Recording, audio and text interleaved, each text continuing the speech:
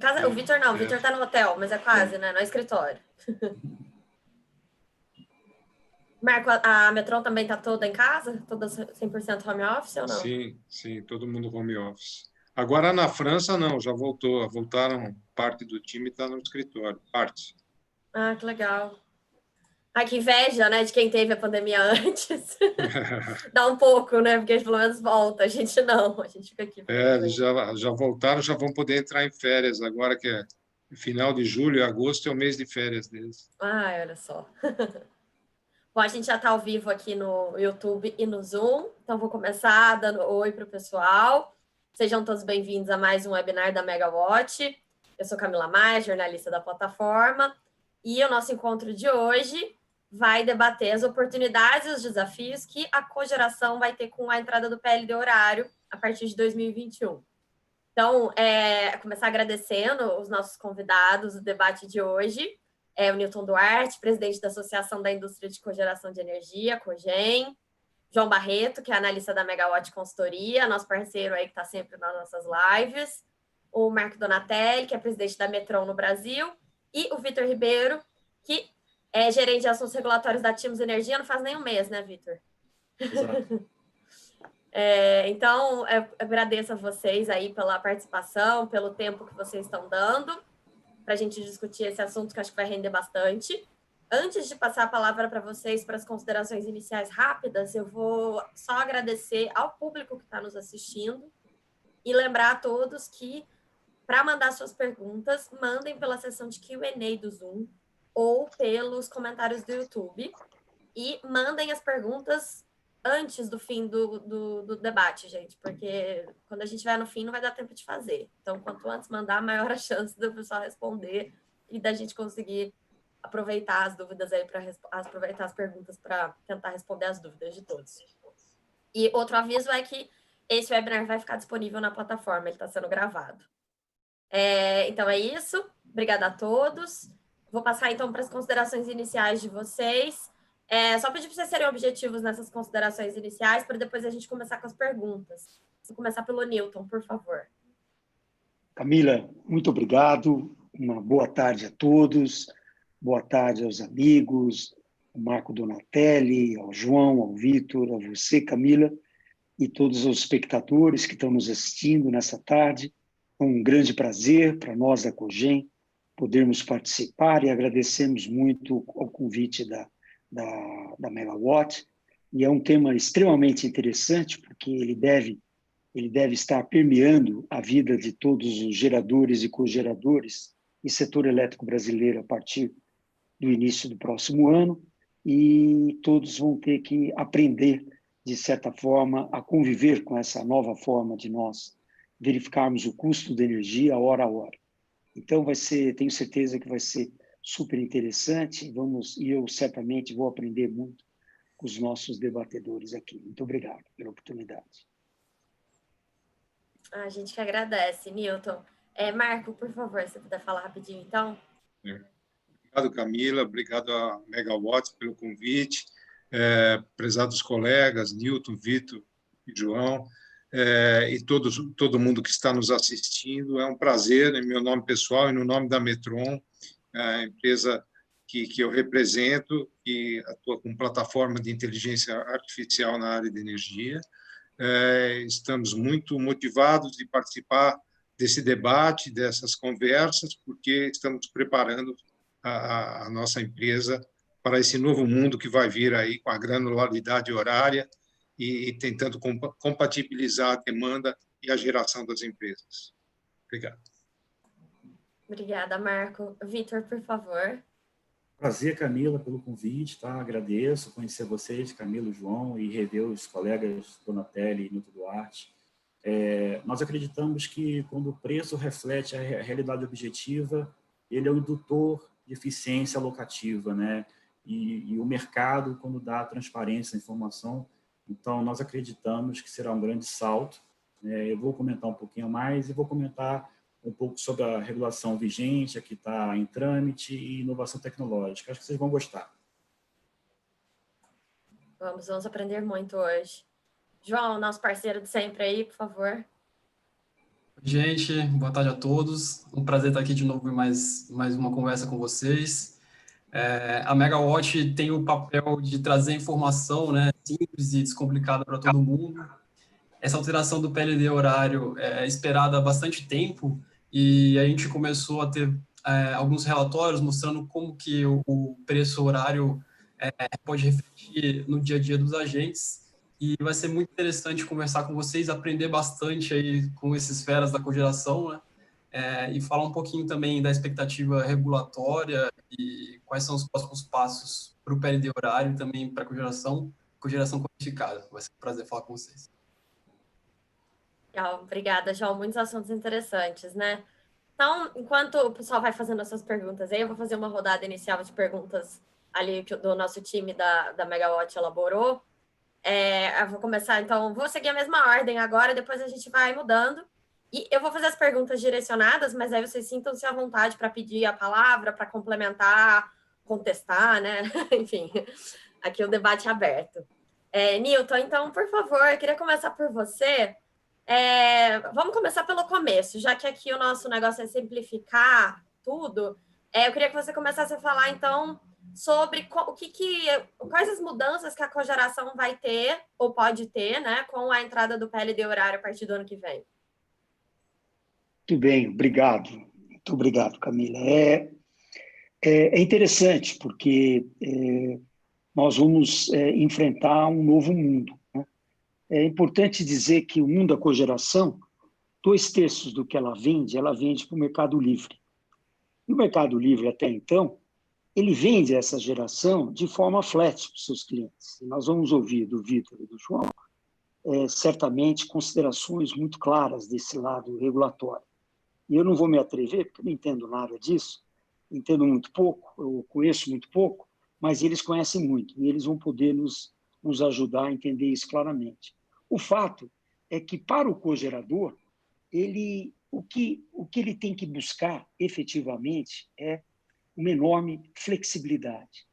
O que ele tem que buscar é flexibilidade, seja para, primeiro, atender a todos os instantes, que ele já faz hoje, ele precisa estar exportando aquela energia do seu sistema de cogeração. Lembrando, numa usina de açúcar etanol, ele está atendendo às suas necessidades próprias e exportando o excedente.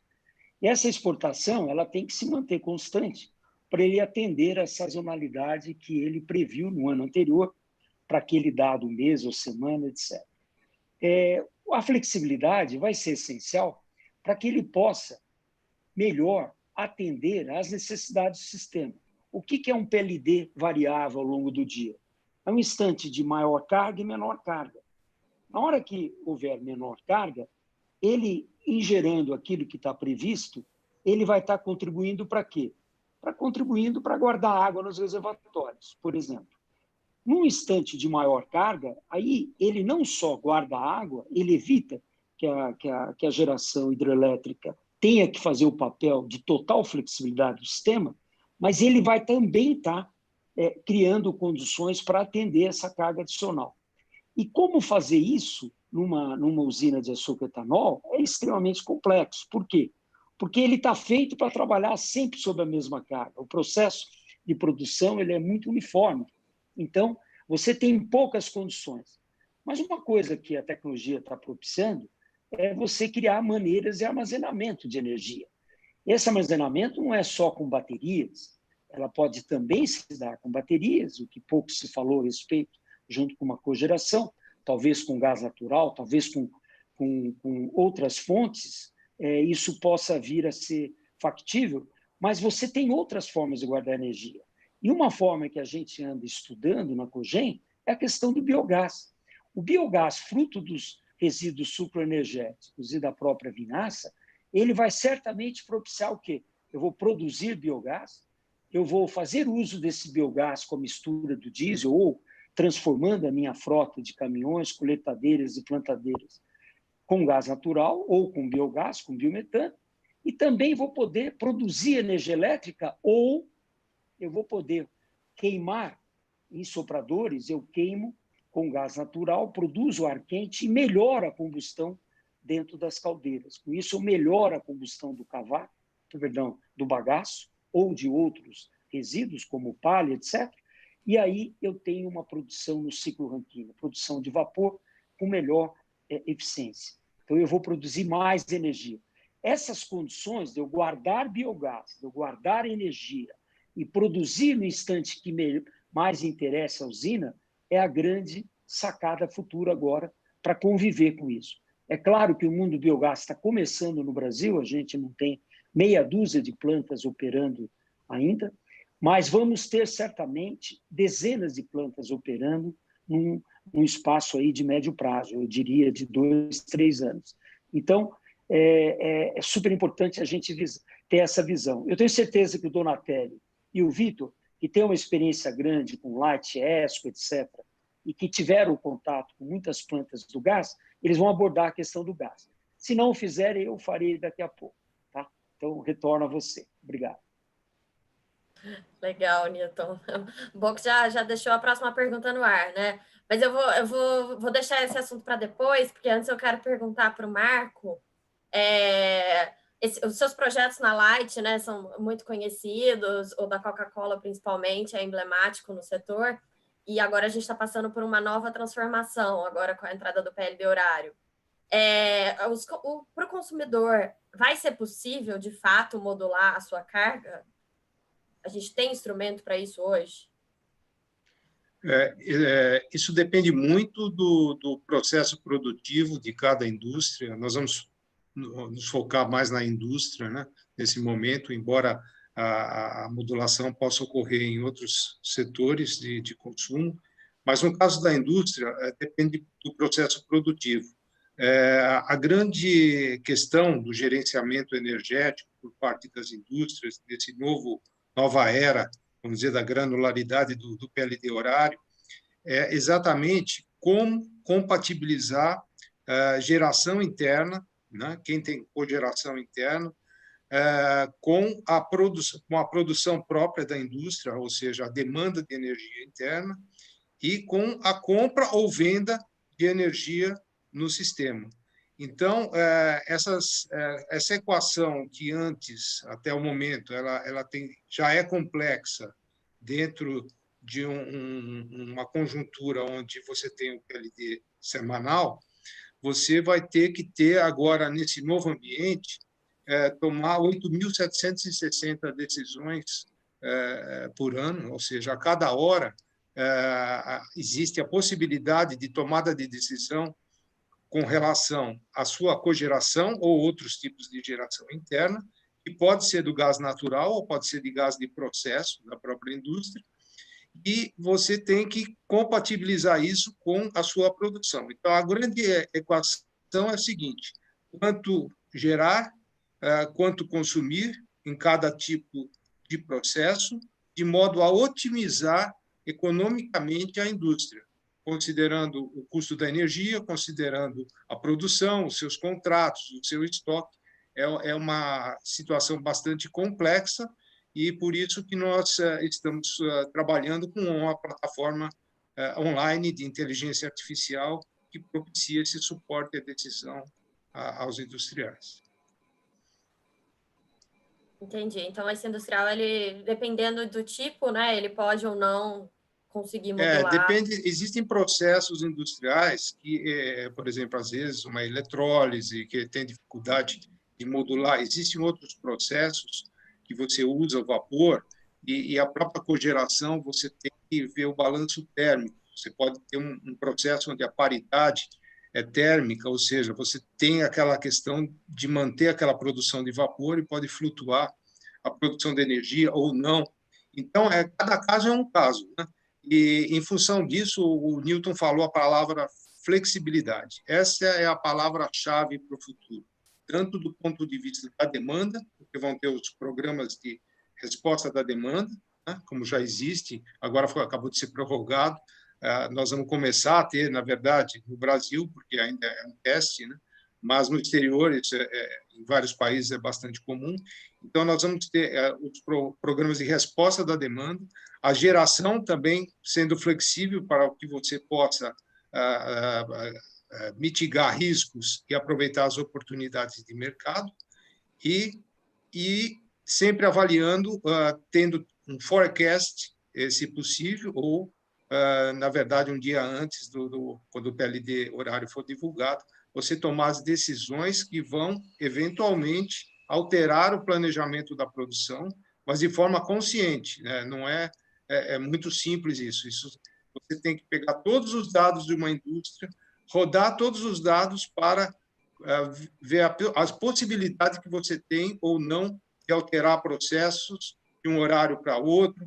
Tem que olhar o estoque, tem que olhar os dados financeiros também, não só os dados físicos, elétricos. Então, é uma série de situações onde a complexidade requer realmente uma plataforma digital para a tomada de decisões online. Entendi, Marco. Vitor, você tem aí começou agora na Timos, né, um desafio novo, mas a sua carreira é bem intensa também ali na questão das renováveis, que era uma novidade alguns anos atrás, mas hoje já virou carne de vaca, né? Renovável todo mundo já tem, a gente já é o país das renováveis.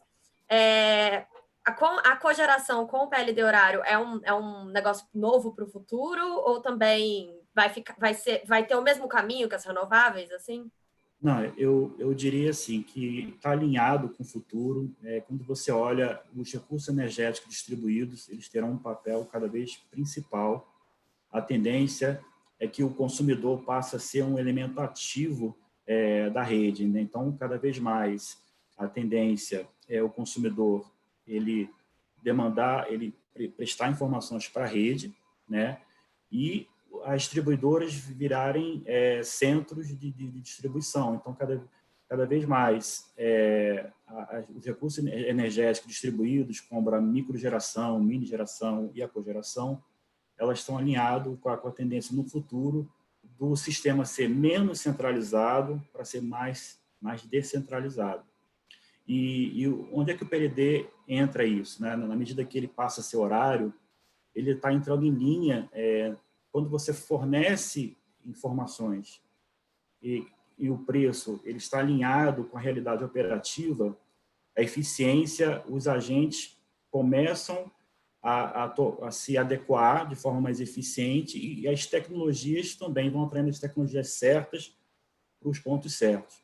Me permitam dar um exemplo, até o Marco Donatelli falou da resposta da demanda. Na Grã-Bretanha, por exemplo, a resposta da demanda, o operador ele pode chamar o consumidor para reduzir carga, para aumentar a carga ou ligar o seu gerador que está instalado. Então, qual é a nossa realidade, né? Cada vez mais está sendo inserida no Sistema Interligado Nacional fontes intermitentes, a capacidade de armazenamento relativa, ou seja, aquelas hidrelétricas com grandes reservatórios, elas não existem mais. Então, cada vez mais, reforçando a mensagem do Newton, o operador do sistema vai precisar de flexibilidade operacional.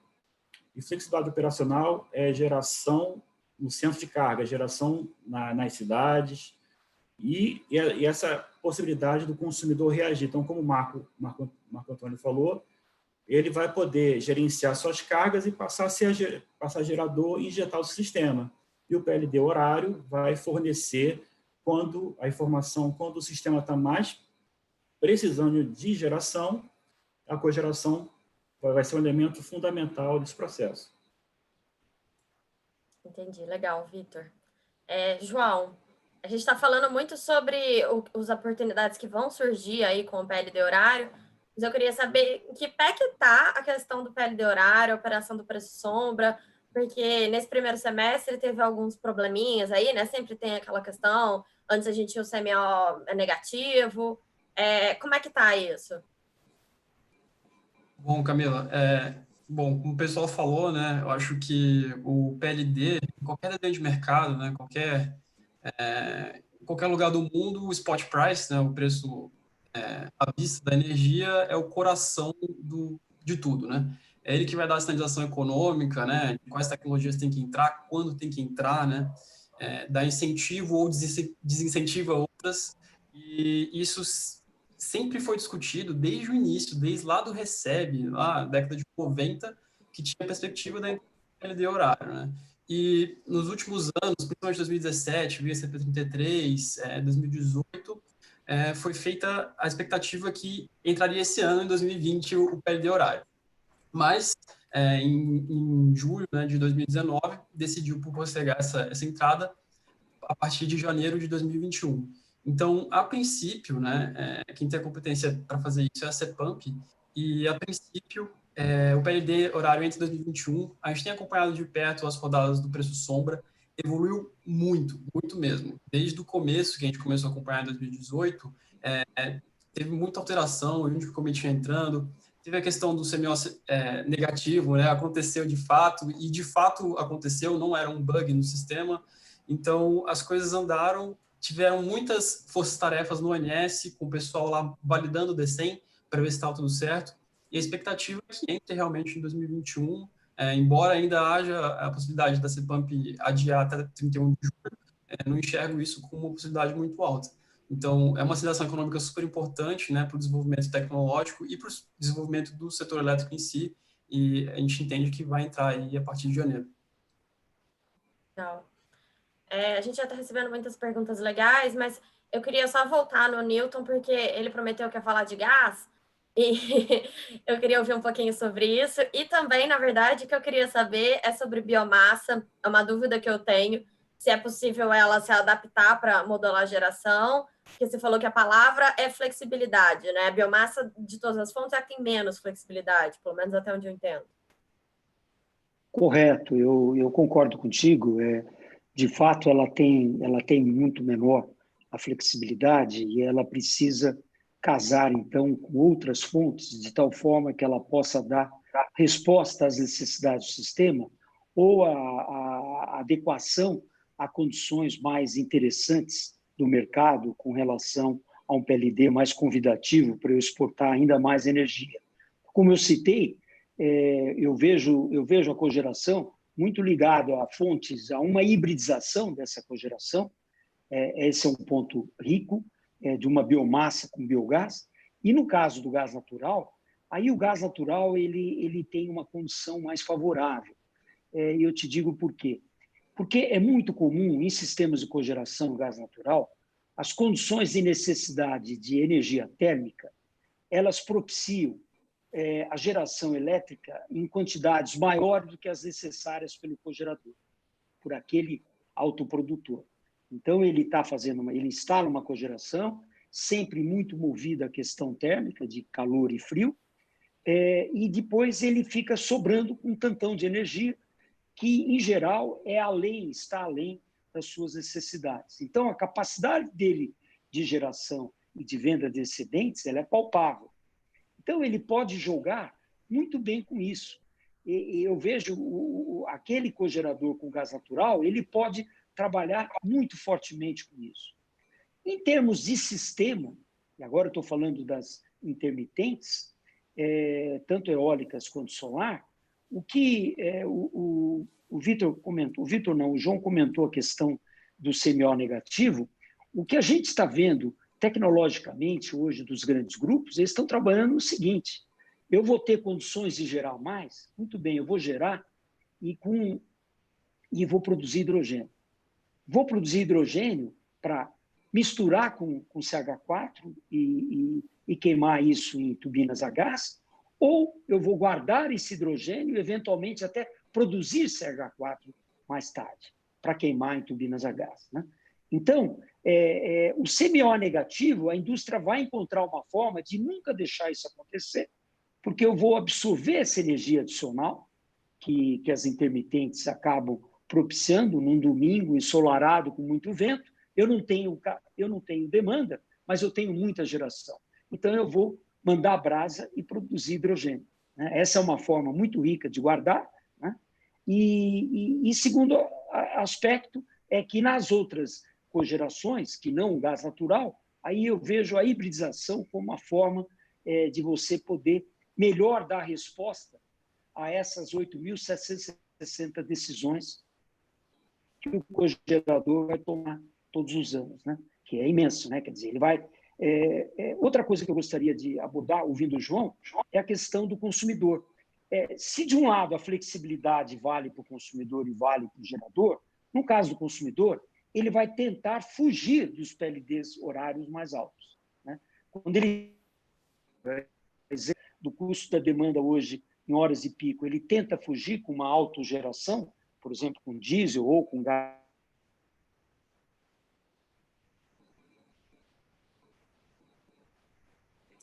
Congelou. Newton, você está ouvindo a gente? Acho que a internet deu algum problema, deu uma congelada aí. Acontece, né, gente? Porque esse assunto era tão legal, eu estava aprendendo aqui agora. Ao vivo, né? Entendi. Pois é, ao vivo é sempre assim, né? A gente depende da internet, das nossas redes em casa que não são preparadas. Deu um probleminha aqui na minha rede. A sua também deu ruim? Também deu. Eita, olha só, e o Newton tá congelado. Então, vamos passar para a próxima pergunta, enquanto ele volta. Eu queria, na verdade, perguntar para o Vitor e para o João, que são os nossos dois consultores, mas aí o Marco fica à vontade também para falar, que o pessoal, eu tenho uma pergunta anônima aqui, que é sobre as simulações do PLD horário sombra. Eles não estão vendo diferenças muito significativas entre semana patamar e o PLD horário. Se vai valer a pena para o cogerador fazer um grande investimento para o pouco retorno que a gente vê agora. Então, acho que seria legal os dois falarem do ponto de vista assim, regulatório, e aí o Marco pode complementar do ponto de vista prático. Newton, você voltou? Retornei, viu? Voltei. Continua. Beleza, depois a gente retorna com você, então. Beleza. Quer começar por aí, Vitor? Ok, eu posso... até o que eu vou colocar vai além disso, né? Porque a precificação horária ela já poderia acontecer há mais tempo, tá? Você olha em outros países do mundo, a precificação é até menos de 1 hora. Então, independente dos resultados que estejam vendo agora, ela, como eu falei, é importante a sinalização. Mas, mais do que isso, eu queria dizer o seguinte, né? Na linha dessa tendência do futuro, do sistema ser cada vez mais descentralizado, existem 2 legislações. Então, assim, se a gente olhar a legislação vigente, você olha para a mini geração distribuída, a microgeração distribuída, né? A microgeração é 75 kW, a mini geração é 5 megawatts, e a cogeração está incluída, né? Aquela autogeração com eficiência, desde que atenda a determinadas eficiências, ela pode vender o excedente para um grupo de consumidores, né? Ou para uma planta que tem mesmo CNPJ. Mas o que eu quero falar é que a tendência é que, se olharmos 2 projetos de lei que estão tramitando no Congresso, e eles têm um potencial enorme de revolucionar o mercado. Tá? O primeiro deles é o PLS 232, que é abrir o mercado. Abrir o mercado significa o quê? É você reduzir os limites para que cada vez mais consumidores de menor porte possam entrar no mercado livre. O segundo projeto de lei é o 6407, que é sobre a introdução da competição na produção e na comercialização de gás natural. Dando certo, eles vão implementar de forma grande o mercado. E por que eu estou dizendo isso?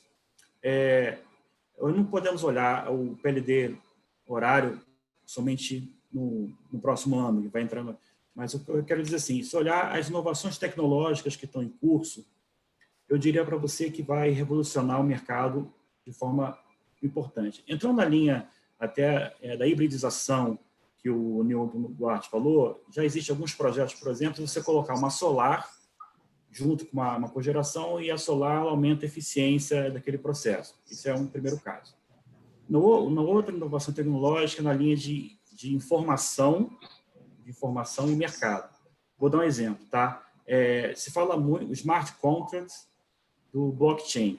Hoje é uma tecnologia de laboratório, ela funciona bem em laboratório. O blockchain ele vai permitir transações, tá, sem uma terceira parte. Então, eu vou dar um exemplo. Nos Estados Unidos, em 2015, foi iniciada uma microgrid em que um consumidor que tem uma solar, por exemplo, ele fala o seguinte, por esse preço eu vendo a minha produção. E automaticamente essa tecnologia ela negocia automaticamente com quem está naquela microgrid. Dando certo o blockchain, por exemplo, na próxima década, poderá, então, a cogeração, toda vez que tiver essa sobra, negociar com esse grupo de consumidores hoje. Então, o que eu diria, a nossa regulamentação hoje é uma das mais avançadas do mundo, quando permite essa negociação entre os agentes, mas a tecnologia, o PLD horário, junto com essas inovações tecnológicas, provém informação ao mercado, e o mercado, cada vez mais os consumidores terem acesso ao mercado livre, vai dinamizar a cogeração como um todo. Depois eu comento mais, não quero me alongar muito. Bom, a gente tem acompanhado bastante, né, o PLD Sombra. Realmente, quando ele descola, né, alguns descolamentos não são tão grandes assim, mas algumas vezes a sinalização de preço que ele dá pode ser um pico, né, que é o que a gente chama de peak price, que é bem efetivo tanto para a redução da demanda, né, que o Donatelli falou no começo, e também como a entrada de geração rápida, né, uma geração flexível, como uma térmica a gás natural, pode até entrar bem rápido para conseguir aproveitar esse peak price e aumentar a competitividade dessa cogeração.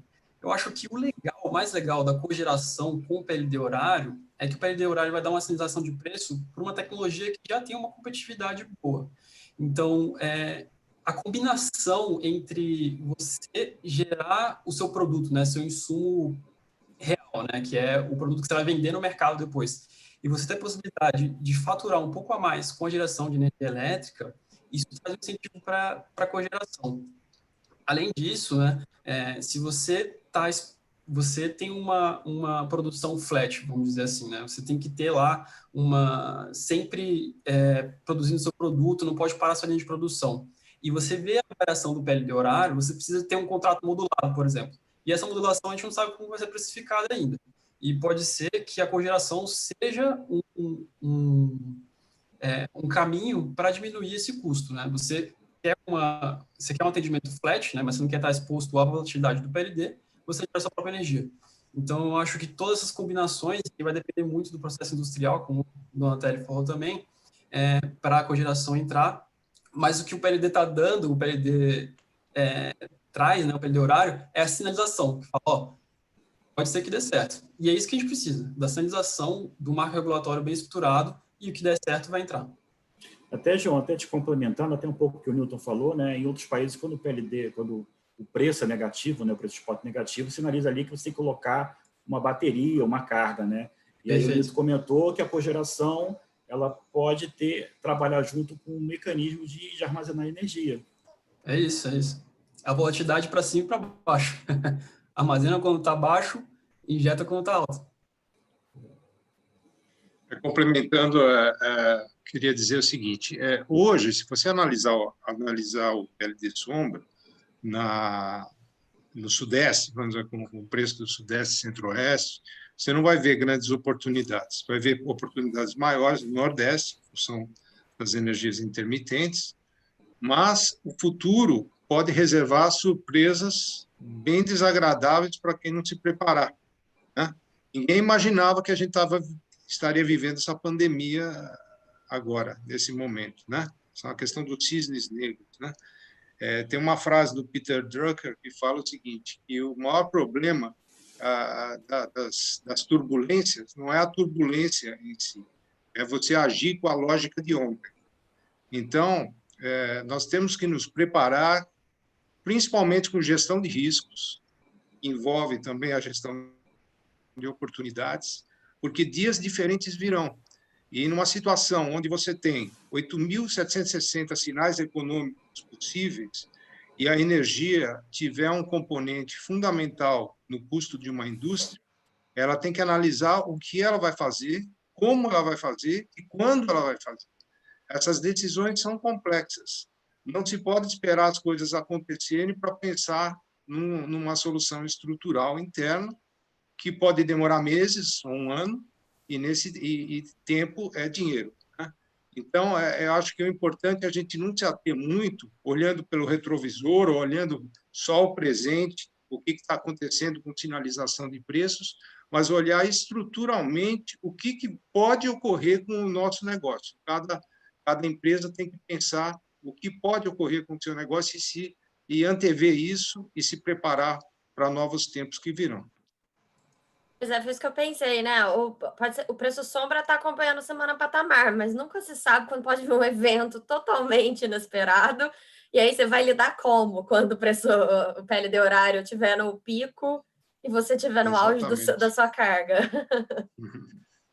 Entendi. E esse processo, vocês já estão implementando esses sistemas, eu entendo, em algum cliente, né?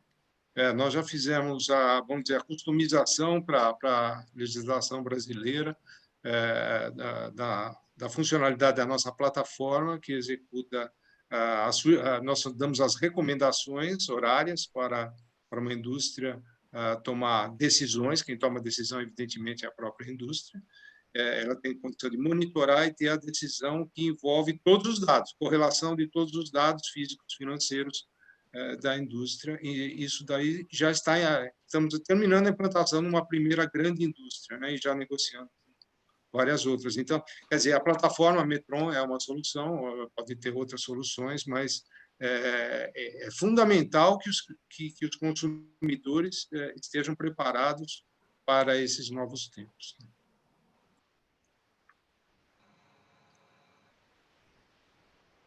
Eu estou muda. Newton, queria voltar em você para você complementar a sua resposta, que aquela hora ficou sem fim. E aí, atendendo também a uma pergunta aqui que chegou da nossa audiência, pedir para você comentar também um pouquinho sobre a resposta da demanda, que acho que é um assunto que o pessoal ainda tem muitas dúvidas. Eu até começo com essa questão. Eu vejo que nós temos aí duas particularidades. O residencial, ele vai, com novas tecnologias, ele vai começar a entender que a energia vai ter custos diferentes ao longo do dia e ele vai começar a adaptar a sua demanda para essas diferenças, né? Se é mais caro eu fazer o uso de energia, ou lavar roupa, ou lavar louça, etc., numa dada hora do dia, eu faço isso. Hoje você tem já até eletrodomésticos. Mas esse é o mundo residencial. O mundo comercial, ele é um mundo eu vejo mais engessado, porque ele tem que estar disponível, né? Então, você vai num centro de compras, você vai no Walmart, você vai no supermercado, está tudo funcionando lá, em geral, às vezes 24 horas, e está tudo disponível, está tudo refrigerado, tudo iluminado. Ele tem pouca versatilidade para responder à demanda. Ele consome aquilo e acabou, né? Então, E o industrial você tem dois tipos. Você tem o customizado, que eu estava falando, e tem o discricionário. Aquela indústria discricionária, produção de canetas, produção de máquinas, produção de qualquer coisa que é sempre repetitiva, ele, em geral, ele consegue fazer modulações de produção para que ele escolha estar em instantes mais adequados. Ele pode fazer isso, jogar com turnos, fabricar mais durante a madrugada. É claro que tem que haver uma compensação do custo da mão de obra de madrugada, etc., da eficiência da mão de obra, que é diferente do dia, mas ele tem como jogar tudo isso, e aí eu vejo uma empresa como a Metron podendo ser extremamente útil para esse cliente, esse industrial, no sentido que vão aparecer certamente outras soluções, como citou o Donatelli, e aí vai ser extremamente rico dele poder falar a respeito e orientar essas indústrias, né? Eu vejo que vai haver uma grande salada mista. No instante em que a gente vai tornando o setor elétrico mais eficiente de um lado e mais complexo do outro lado, ele vai se dotar de mais capacidades, seja de uma autogeração, seja de uma cogeração, seja de uma comercialização, vai se aliar a comercializadores para que ele possa fazer o melhor uso e offset de situações mais difíceis para esse exportador ou vendedor de energia, vendendo seus excedentes, né? Procurando fazer uma autogeração para que ele possa ficar menos suscetível a essas variações mais bruscas, em situações de emergência, olhando esses riscos de uma maneira mais direta, lembrando que o gás é encarado no primeiro mundo como uma única fonte resiliente. Nem a concessionária é resiliente. A concessionária cai. Aliás, nós conhecemos bem isso no Brasil, né? Toda hora falta luz e acontece alguma coisa, né? E isso, em alguns clientes pelo mundo, isso é inadmissível. É impensável que falte luz num hospital americano. É impensável, né? E aqui também é impensável, só que às vezes acontece. O cara liga o diesel, né? E o diesel lá, eu já citei isso, mas gosto de citar, é o gás natural resiliente, como o prime bidder, depois as duas inserções de concessionárias de subestações distintas para ter maior segurança. E, em terceiro lugar, e como emergencial, é o diesel. Então, o gás ele tem a possibilidade de ter um papel cada vez mais presente, até pelo custo, até pelo horário. Vai ser mais uma componente que vai fomentar o uso da cogeração a gás natural, também atendendo outras necessidades e utilidades para aquele cliente, seja calor, frio, etc., né? Às vezes CO2, estou lembrando do Donatelli, lembrando da Coca-Cola, ele precisa de CO2 é caro, né? Uma vez o Donatelli falou que o equipamento lá tinha dado defeito, ele falou, pô, estou frito, então eu vou ter que comprar CO2. Sabia que é caro, então? Eu não sabia que CO2 é tão caro, né? E a gente está jogando fora agora, né, de graça, mas ao respirar, mas é caro, né? CO2 em qualidade alimentar, né, Newton? Em qualidade alimentar. Não, mas não fala que o meu CO2 é não ruim. É qualquer CO2. O CO2 é bom, não é qualquer CO2. Ele não tem outros gases, né? Não tem sulfatos, nem nitratos, nem coisa nenhuma, né? Então, é extremamente importante.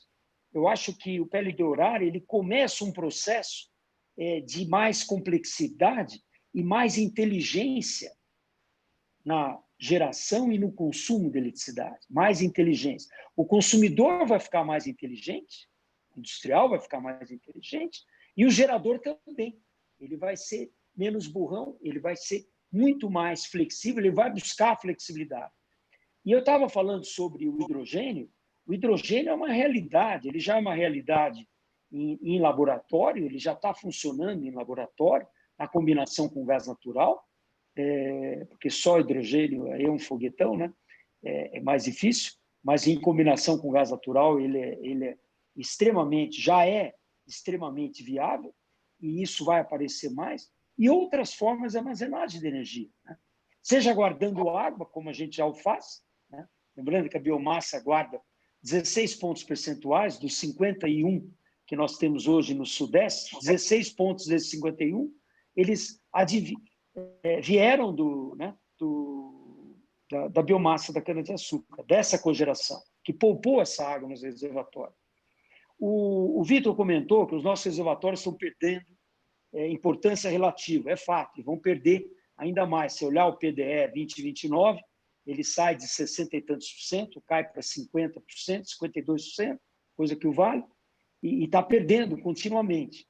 Hoje de manhã, num webinar lá com Fase, a gente discutiu da importância da gente continuar com sistemas hidroelétricos exatamente para a gente prolongar e retardar esse processo de perda relativa, já que a hidroeletricidade ela é tão versátil e tão flexível para acomodar as necessidades de pico, né?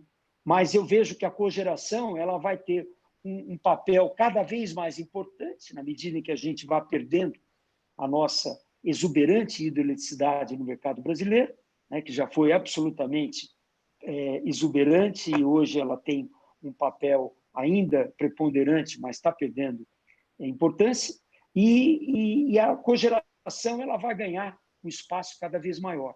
E semiós negativos eles vão tender a desaparecer na medida em que a gente vai sempre fazer uso dessa energia e vamos guardar. Lembrando que nós temos cada vez mais tecnologias para guardar energia. E, às vezes, tecnologias até extremamente simples e absolutamente triviais, como a gravitacional, que você eleva peso e, na hora que te interessa, você desce o peso, né? Um elevador, né? e isso já é uma tecnologia em estudos e implantação hoje na Europa e deve daqui a pouco estar aqui, né? Estar presente conosco também. Extremamente trivial e com uma tecnologia super precisa. Aí vem as baterias, aí vem as hidroelétricas reversíveis, né? As pumpspaich, as hidros reversíveis, e então nós vamos ver maneiras diversas, sem falar em processos aí de inteligência que uma Metron e outras empresas vão propiciar para o mercado, que vai ser super bacana, que vão conviver melhor. Do ponto de vista do cogerador, o PLD, como biomassa, ele tem pouca importância nesse momento, mas ele vai ganhar importância na medida em que a gente descobrir maneiras de fazer bom uso disso e atender bem o mercado, fazendo uso das oportunidades, como acho que o Vitor citou, das oportunidades do mercado. Legal, e você Newton, também, obrigada. Donatelli, citou. Obrigado. Aqui tem uma pergunta que veio anônima também, direcionada ao Vitor, perguntando se há perspectiva para que o cogerador possa ser remunerado regulatoriamente por ações positivas na rede, como reativa, alívio da rede, ou mesmo resposta na demanda. Sim, como eu comentei, a necessidade dos geradores próximos da usina de carga é cada vez mais necessária, e até eu dei o exemplo da Grã-Bretanha, né? Lá na Grã-Bretanha, o operador tem 20 regiões elétricas, e aí esses consumidores que têm geração, eles prestam serviços ancilares, que é esse serviço de você melhorar a qualidade de fornecimento de energia da rede. E aí o operador ele pode mandar o consumidor reduzir, aumentar ou usar o gerador, né? E aí aí comentou de resposta à demanda, a gente ainda está começando a resposta à demanda. Ela foi uma experiência limitada a consumidores conectados na rede básica e em só 2 submercados, Norte e Nordeste. A tendência para o futuro é que se haja a figura dos agregadores de carga. Então, é tipo uma comercializadora varejista, vai de consumidor em consumidor e vai anotando que cargas você estaria disponível, poder desligar e se faz um contrato.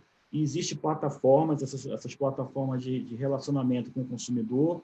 Então, quando o operador precisar, ou as distribuidoras precisar, acionariam esses agregadores de carga, e esses agregadores de cargas comunicariam aos consumidores, é claro que tem um protocolo de comunicação, e esses consumidores vão receber alguma receita para essa disponibilidade, né? E aí eles podem reduzir a carga ou ligar o seu gerador. E se permite só um comentário, né? Tem coisas que a gente comentar e fala que parece ficção científica, mas vou dar um exemplo, né? Eu escrevi um artigo recentemente sobre a Austrália. O consumidor residencial ele pode entrar na internet e comparar como é que a fatura dele fica mais barata. Ele entra com o código postal dele, aparece todos os varejistas ali da sua região e ele pode comparar, bom, eu vou usar mais gás ou vou usar mais energia. E aí simula a conta e aí ele pode trocar de fornecedor mês a mês. Então, naquela linha que eu falei do PLS 232, que está em trâmite na Câmara, e é fundamental que ele siga o mais rápido possível, assim como o PLM 6407, que introduz a competição no gás natural, é justamente isso, aumentar a base de consumidores, onde a decisão de ir para o mercado livre chegue cada vez mais aos consumidores de menor porte. Essa demanda vai puxar cada vez mais a inovação tecnológica dessas fontes de geração, que a informação do PLD horário vai sinalizar de forma mais eficiente possível. E aí a cogeração ela se encontra ali no momento oportuno, porque já está no centro de carga, como eu falei, é onde cada vez mais os operadores da distribuidora ou do ONS precisa face a essa mudança de perfil do sistema que a gente comentou, né? Que é a introdução cada vez mais de uma energia intermitente das renováveis, da eólica, da solar, e a perda relativa de armazenamento das hidrelétricas. Legal. É isso aí, né? O futuro já está aqui. Ô Camila, se eu puder complementar rapidamente sobre serviços ancilares, no início desse ano teve uma tomada de subsídio na ANEEL, né, a tomada de subsídio 06. A gente fez uma análise bem completa lá na Megawatt sobre essa tomada de subsídio, que eles estão revendo como pode ser remunerado o serviço ancilar.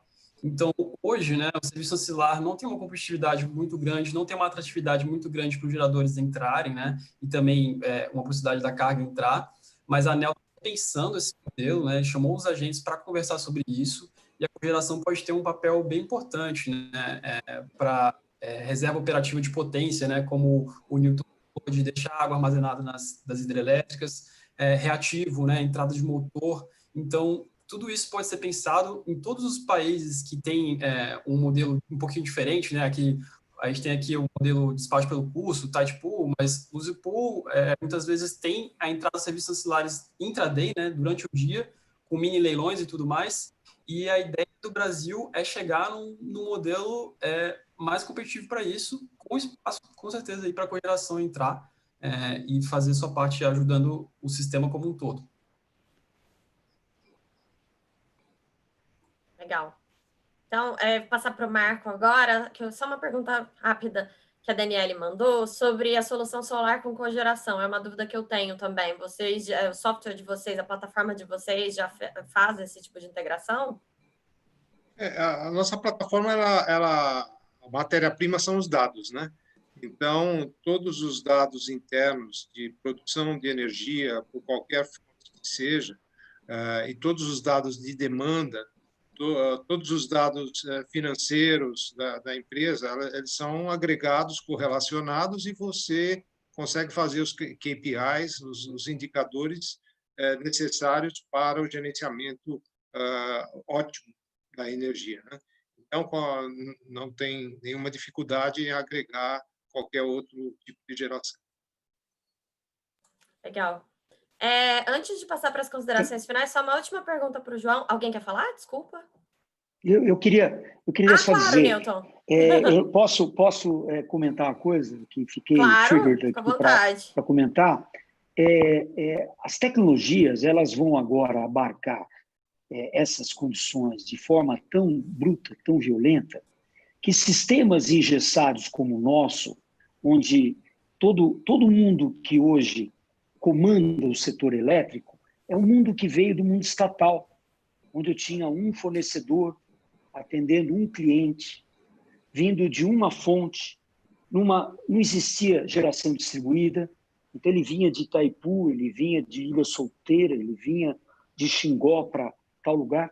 Tudo isso está mudando, e está mudando numa velocidade tamanha, seja porque o cliente está sumindo e está indo para o mercado livre, sendo atendido por fontes outras, por projetos eólicos, projetos solares, projetos de cogeração, projetos de PCHs, etc., seja porque novas tecnologias estão aparecendo. Então, o Vitor estava falando do blockchain, né? O blockchain em alguns estados americanos, eu gero na minha casa mais energia do que eu preciso e vendo para os meus vizinhos, né? É claro que eu tenho que pagar a infraestrutura da distribuidora que está ali à minha disposição para caminhar, para que o elétron saia da minha casa e vá para o meu vizinho, mas a distribuidora não entra nessa festa, eu só pago o fio, e ele paga o fio do leite, né? Mas a geração é entre mim e esse cliente, meu cliente, que é o meu vizinho. E tudo isso está acontecendo, isso vai frontalmente contra tudo aquilo, e eu estou falando com pessoas que trabalharam aqui em empresas distribuidoras de governo, etc., e sabem muito bem o que eu estou falando, vai contra tudo aquilo que se conhecia como o correto, como o melhor. E tudo foi feito, e o sistema foi todo construído dessa forma. Então, nós estamos no instante, o PLD horário ele vai desnudar ainda mais essa situação. Nós estamos no instante em que novos atores, olha o mundo da comercialização, olha o crescente do mercado livre, olha a sobrecontratação que nós estamos vendo. Não só antes do Covid eu já tinha uma grande sobrecontratação, e ela só vai piorar. Ela tende a piorar em função dos contratos legados. Então, nós estamos passando por uma prova, enquanto sociedade, enquanto setor elétrico brasileiro, que é uma prova grande, com novas tecnologias e com uma migração para um novo mundo regulatório e novas tecnologias, acelerando esse processo. E eu vejo que o PLD ele vai ajudar nesse sentido de tornar esse processo mais eficiente, mais interessante, mais inteligente, mas, inegavelmente, ele está empurrando ainda mais. E, como bem colocou o Vitor, na aprovação do 232 e do 6407, vai trazer um gás natural ainda mais potente e ainda mais servil para tudo isso. Então, a cogeração vai crescer nos centros metropolitanos, vai crescer nas indústrias, porque, é raro uma indústria que não precisa de gás, é muito raro. Quando não precisa, é porque não tem acesso.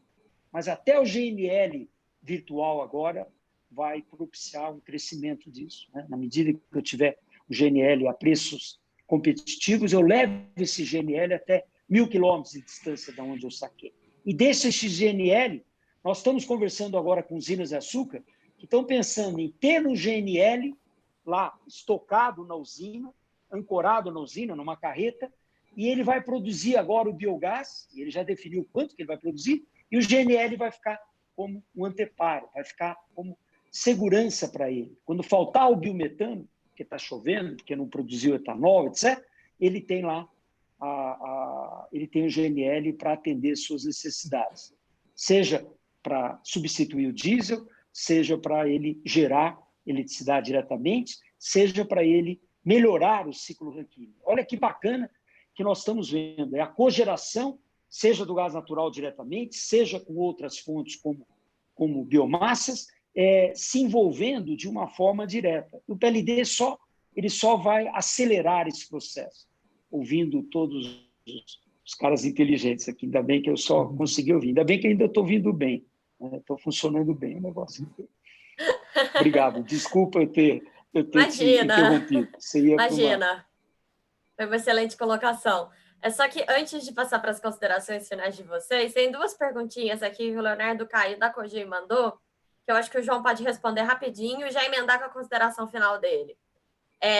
Ele perguntou se os contratos no Mercado Livre hoje entre os consumidores e os geradores são flat, com o preço horário, ele pergunta qual que vai ser a forma, e também ele pergunta se tem alguma expectativa de redução do prazo atual de liquidação, que é de 45 dias. Bom, realmente hoje é flat, né? Porque a sinalização acima no patamar não é suficiente para eu precificar quanto seria o contrato em cada patamar. Então, não vale a pena você fazer um contrato modulado, né, para muitas empresas. Mas, com o PLD horário, né, a gente entende que os produtos começarão a vir, se não é que já tem, né, algumas comercializadoras e alguns geradores de grande porte oferecendo produtos com modulação à carga, né, que evitaria essa exposição ao mercado de curto prazo. Então, produto vai existir demais. Acho que a criatividade dos comercializadores e dos agentes do setor elétrico para criar produto, para diminuir custo e ganhar dinheiro, né, é infinita. Então, isso é muito importante. Sobre a redução do prazo de liquidação, né, acho que o Vitor comentou bastante do PLS 232, né, essa redução do prazo de liquidação está no PLS 232, vem desde o PL 1917, tá? A gente tem também análise do PLS 232 lá na Megawatt, escrevendo direitinho como que isso acontece, mas na maioria dos países a liquidação é diária. Então, a gente tem uma liquidação mensal, 45 dias depois, né, com ex-post. Isso caminha para não ser assim. E entendo que o PLS 232 entrando, se eu não me engano, lá passa para semanal a liquidação, tem que dar uma olhadinha na análise, mas são coisas separadas, né? O PLD vai dar a sinalização, né? E a liquidação vai dar o tempo que o dinheiro entra na sua mão. Então, embora você tenha a sinalização, o dinheiro fica parado lá, a sinalização diminui. Então, com o dinheiro vindo mais rápido, você tem uma sinalização mais rápida também para reagir à variação de preços. E, bom, para fechar aqui rapidamente com as considerações finais, obrigado a todos aí pelo convite, Camila, Donatelli, Newton, Vitor, foi muito bom conversar com vocês, rever o Donatelli e o Newton também, da minha época de associação, de Abracel. O Donatelli foi apresentar o projeto da Coca-Cola, eu nunca me esqueço desse projeto, foi muito bacana escutar e aprender muito com vocês. E o PLD horário vai vir, um novo mundo, acho que todo mundo falou isso, bastante flexibilidade. Se vocês quiserem entender como que isso pode afetar vocês, a gente tem acompanhado bastante na Megawatt. Ainda a gente ainda está olhando o passado, né, sabendo que não é uma garantia que vai acontecer no futuro, mas rodada de preço, né, com o EDC entrando, a gente começa a fazer. E nosso papel aqui é trazer informação para vocês, né, de um jeito mais simplificado, e que todo mundo consiga entender rápido, né, um pouco mais rápido. Então, fiquei muito feliz aí pelo webinar, obrigado pela participação de todos e até o próximo. Legal, João. Vou fazer inverso, então, do começo. Engraçado que a gente pensa que 1 hora é muito, né? Mas não dá tempo de discutir nem 1/3 dos assuntos. Então, Victor, por favor, você agora. Opa, gostaria de agradecer o convite e minhas considerações finais, eu vou pegar um gancho que o Nilton deixou, que ele comentou do mundo estatal, né? Permita-me mostrar uma comparação para vocês que vai evidenciar, tá? O PLD horário, ele é a informação que vai instigar a inteligência coletiva do setor, a informação para que os agentes tomem suas decisões. O mercado é o melhor indutor de eficiência. E eu vou dar um exemplo disso, tá? Na década de 90, Austrália e Brasil, a estrutura de energia e gás natural eram monopólios, tá? E na década de 90 começou os ciclos de privatização e, por algum momento, a gente patinou. A Austrália, em 2003, cria um mercado integrado de gás e energia. Em 2009, já tinha um operador de mercado, como se fosse uma CCE, de operação de mercado de gás e energia. E hoje, a Austrália é o segundo maior exportador de GNL. Então, assim, quando você dá informação e o mercado provê isso, a inteligência coletiva começa a funcionar. Então, eu acredito que o PLD horário ele vai fornecer isso e com as mudanças que estão sendo propostas, tanto no PLS 232 como no PLS 6407, elas têm um potencial de colocar o Brasil nesse rumo. Então, no último artigo que eu escrevi, eu vou divulgar na próxima semana de forma aberta, eu comento assim, a Austrália é um barco que passou e a gente tem que seguir ali a luz da polpa desse barco. Beleza. Marco, por favor, rapidinho, só antes. Vitor, e todos. A gente abriu espaço para artigos de opinião na Megawatt desde a semana passada, então fiquem à vontade para mandar os seus artigos para a gente também. Só um aviso. Lembrete. Marco, por favor. Bom, inicialmente agradecer pela oportunidade, agradecer a Megawatt, agradecer ao Nilton, ao Vitor, ao João, que está conosco aqui. Foi muito bom estar com vocês todos e com o público. Infelizmente, não dá para conversar com o público a todo momento, mas eu gostaria que fosse possível. Mas, como mensagem final, dizer que nós estamos realmente num mundo de uma era de transição energética. Essa era de transição energética, ela não é linear, ela é exponencial, quer dizer, as coisas vão se acelerar, inevitavelmente, né?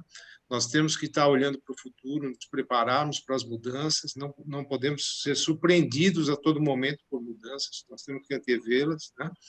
E nós temos na era também essa transição energética, ela é representada pelos 3Ds, né? A digitalização, a descentralização e a descarbonização. Então, quando você fala em cogeração de energia, você está falando em descentralização da produção, né, do sistema clássico. Quando você fala em novas tecnologias, está falando em digitalização. Quando fala em eficiência energética, que a gente acabou não tendo tempo de abordar a eficiência energética aqui, a gente está falando em descarbonização. Então, muito obrigado novamente. Obrigada. Nilton, para fechar, então, por favor. Camila, eu só posso agradecer, porque foi extremamente elucidativa a discussão. Aprendi muito com o João e com o Vitor, e com o Donatelli, como sempre. Fiquei muito feliz de revê-la e rever os amigos, né, e saber que todo mundo está dando contribuições bárbaras, né? Fico feliz de saber que o João agora é um grande conhecedor aí de toda a parte regulatória na Megawatt, então vamos fazer uso dele para danar, vamos chamá-los para conversar conosco na Cogem. Isso o aí. mesmo do Vitor, agora na Timos, que é um grande parceiro, com quem a gente faz vários estudos, e a todo instante estamos discutindo coisas com o João e com o Calabró, e o nosso eterno professor Donatelli, né, que sempre, agora mexendo em novos mares, eu acho que ele já está no Pacífico, até está indo atrás do João agora na Austrália, porque vocês entenderam que o João é um grande conhecedor australiano, né? Ou ele casou com uma australiana ou ele viveu na Austrália, né? Não é possível o cara entender tanto da Austrália, né? Parabéns, João, parabéns, Vitor. O Vitor. Não, mas parabéns, Vitor. Mas o João também, o CEO da ele é um fã também da Austrália, a gente conversa muito. Não, eu sei, mas eu estou falando o nosso João aqui, o João da Megawatt, né? Mas, Vitor, fico feliz aí pela você ter compartilhado conosco as vivências da Austrália e como o setor elétrico e energético lá se desenvolveu.